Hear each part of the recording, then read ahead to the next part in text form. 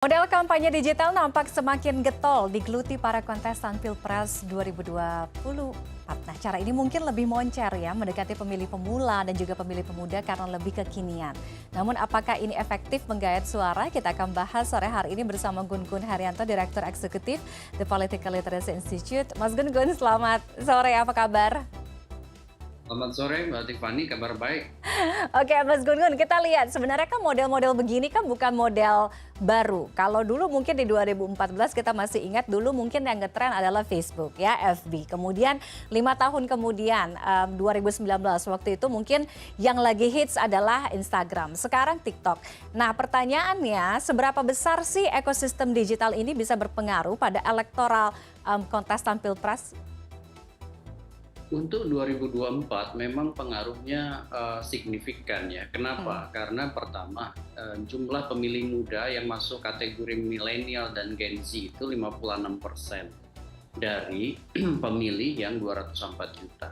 Kemudian tingkat penetrasi internet tinggi ya, kurang lebih 77% dari total populasi. Jadi ini sebuah angka yang menurut saya akan sangat berpengaruh ya pada persepsi terutama di kalangan milenial dan Gen Z penggunaan sosial media yang relevan dengan kehidupan anak-anak muda yang sekarang sering disebut sebagai digital native ya. Oke, kalau artinya ini punya punya kekuatan yang signifikan dan menguntungkan. So far kan yang kita tahu baru 2 nih pemainnya, ya kan? Ada yang gayanya agak milenial, walaupun mungkin usianya sudah tidak milenial. Nah, apakah ini harus dipikirkan ulang bagi mungkin ada kontestan yang belum berpikir untuk masuk ke ekosistem digital, seperti misalkan dengan live TikTok seperti itu, akan menjadi tidak menguntungkan kah? Ya menurut saya begini, penggunaan seperti social media ya dengan instrumen-instrumen yang ada di dalamnya seperti misalnya live TikTok gitu ya, yaitu akan sangat terhubung dengan segmen-segmen penggunanya. Kayak misalnya TikTok itu punya segmen tertentu, Twitter atau X gitu ya, itu punya segmen tertentu, kemudian juga Facebook demikian. Nah ini juga dengan gayanya seperti misalnya Pak Anies bikin live TikTok itu tentu saya lihat punya pengaruh ya, terutama di kalangan Gen Z. Kenapa? Karena ini terlihat dari political engagement yang terjadi di situ. Jadi ada peningkatan bukan hanya percakapan tetapi juga likability ya, yang kemudian itu nanti tentu akan berpengaruh pada elektabilitas dari kandidat yang bersangkutan. Ingat ya, sosial media itu kan many to many communications ya, komunikasinya dari banyak ke banyak orang. Contoh misalnya pada saat live, bagaimana misalnya keterhubungan emosi melalui misalnya percakapan itu membentuk yang disebut dengan symbolic convergence atau berbagi kesadaran bersama lewat simbol-simbol yang kemudian dipertautkan. Contohnya misalnya dalam konteks ini pada saat live, misalnya bagaimana si kandidat mau mendengar, mau kemudian menanggapi, dan justru semakin casual, semakin interaktif ya, semakin misalnya itu apa adanya, semakin kemudian responnya itu menurut saya akan tinggi.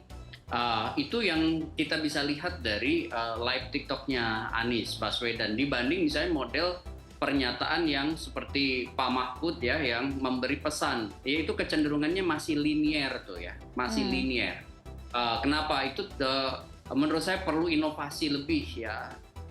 Kenapa? Karena kan social media itu butuh yang disebut dengan interactiveness ya. Itu yang kemudian akan kemudian memantik yang disebut dengan simbolik konvergen tadi, berbagi kesadaran. Kenapa? Karena merasa diperhatikan, merasa kemudian menjadi bagian kekitaannya, dan konteks persuasinya akan jauh lebih masuk. Apalagi kalau misalnya itu didorong ke dunia offline, misalnya ada desak Anies misalnya, atau misalnya di X itu ada misalnya Anies Bubble gitu ya. Dengan pendekatan-pendekatan itu menurut saya melihat ini ada inovasi pendekatan komunikasi politik di kampanye yang bisa kemudian memberi insentif elektoral pada kandidat. Ini bagus, bukan hanya rame misalnya jadi bubble di sosial media, tetapi juga masuk di offline.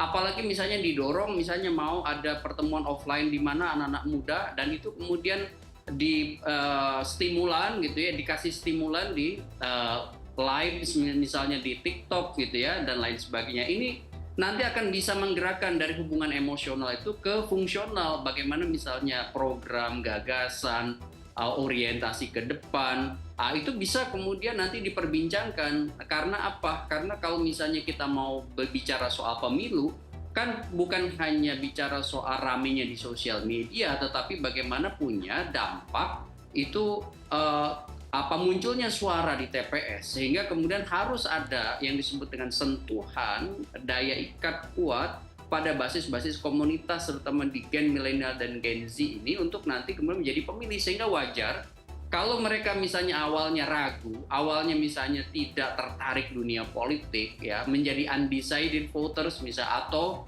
mereka masih bimbang, punya sih preferensi pilihan tapi masih menunggu siapa yang paling menarik bagi mereka. Itu yang disebut dengan kelompok swing voters gitu ya. Itu mungkin bisa aja tergerak untuk kemudian memilih si kandidat ketika misalnya tadi dimensi emosional dan dimensi fungsionalnya itu kena dengan kelompok-kelompok yang memang sehari-hari sangat bergantung pada sosial media tersebut. Oke. Menarik kenapa political engagement-nya tinggi, Mas Gun-Gun, ketika menggunakan medium-medium semacam ini. Karena ini kan tidak berhadapan langsung, tidak ada tatap muka langsung. Dibandingkan misalkan langsung terjun ke lapangan, bertemu dengan masyarakat atau warga, melihat bagaimana kondisi realnya di lapangan seperti apa. Nah, apakah medium yang seperti ini bisa dibilang adalah sarana kekinian untuk bisa menawarkan ide gagasan tentang demokrasi, tentang kehidupan bernegara untuk sekarang? Iya, itu saya berpikir ada pendekatan yang memang harus diadaptasi ya dalam konteks demokrasi ya, karena ini kan disruption era ya. Salah satunya yang kemudian harus diadaptasi adalah penggunaan sosial media. Ya, contoh misalnya banyak perubahan-perubahan di dunia, misalnya seperti Arab Spring atau Hong Kong misalnya demokrasi, umbrella movement itu yang dikenal ya. Kemudian bagaimana misalnya gerakan yang disebut social movement ya, baik itu redemptive maupun revolutionary social movement, banyak yang kemudian digerakkan dari sosial media. Apalagi kalau misalnya reguler, normal, menurut saya demokrasi bisa kemudian memanfaatkan sosial media dari sisi-sisi yang memang bisa dikelola dengan baik. Okay. Tetapi kalau khusus untuk misalnya campaign, jangan kemudian terjebak pada yang disebutkan ruang gema. Itu yang disebutkan echo chamber ya. Kalau misalnya hanya ada di kolamnya sendiri, itu tidak mungkin bisa penetrasi ke basis pemilih-pemilih baru.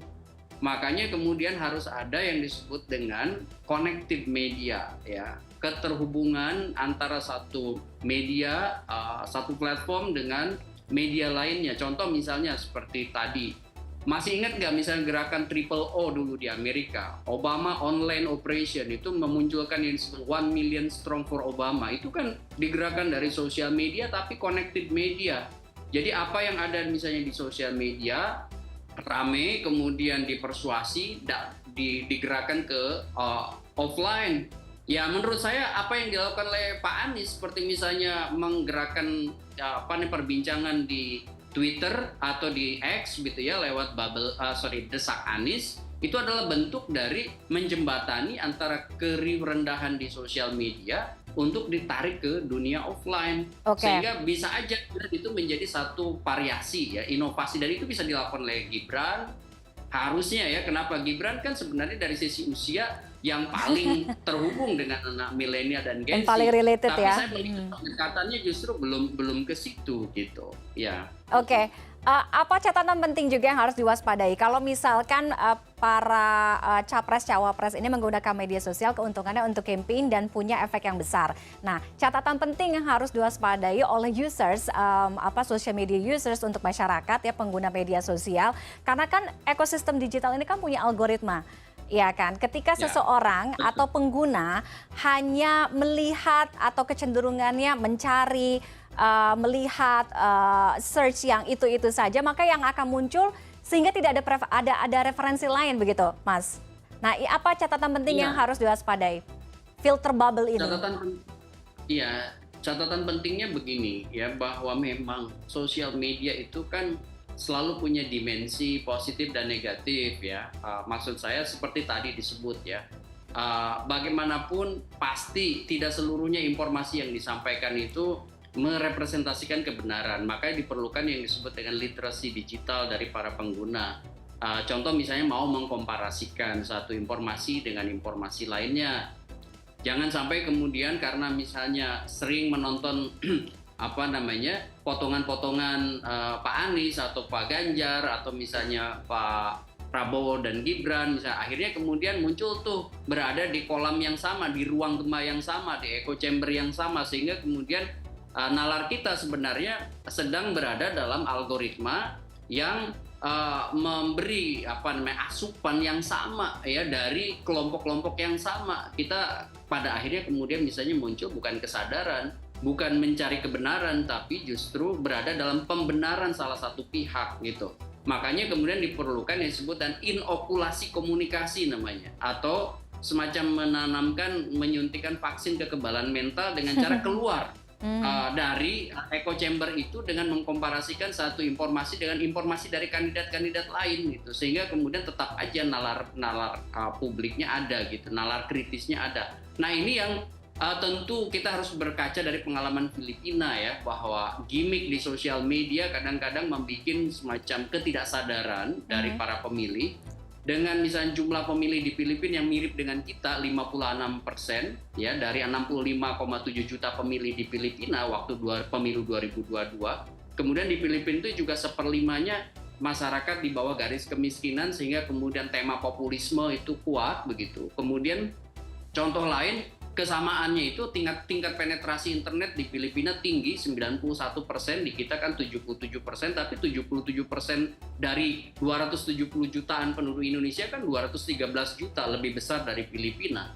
Belum lagi misalnya ada salah satu kandidat yang memang memasang salah satu figur dari putrinya dari presiden aktif gitu, Sara Duterte. Nah ini kemudian jangan sampai kemudian kita terjebak pada hanya sekedar gimmick di sosial media, karena saya lihat Bongbong Marcos itu kan penekanannya bukan pada politik substantif ya, tapi lebih pada bagaimana menyentuh hubungan emosional antara dirinya dengan pemilih, sehingga yang muncul kuat itu adalah fandom culture gitu, ya kan?